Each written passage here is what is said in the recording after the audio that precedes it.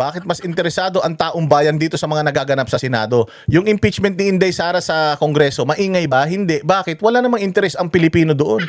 Walang interes ang bayang Pilipinas dyan sa impeachment ni VP Sara na kahit na anong pagsisigaw ni Luis Rodon, naglululundag siya, nagpapalakpakan sila, wala sila, hindi na sila importante. Hindi na naman sila papansinin dahil kaya lang naman sila pinapansin nitong mga nakaraan dahil dyan sa impeachment ni VP Sara. Nakatutok ang mga Pilipino, pinapansin sila at pinagmumumura sila araw-araw.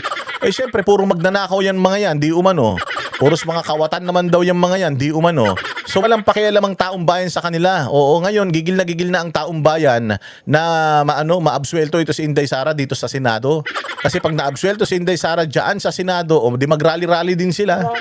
Pagdating ng 2028, putang ina kayo mga 255 kayo. Ito, masaklap. Yung mga pumirma na 255, putya, akala nila, Pasko, araw-araw, putya, wag ka. 2028, putang ina, pinadali nyo lang ang trabaho ni Inday Sara at nung maghahabol sa lahat ng mga kawatan sa Pilipinas.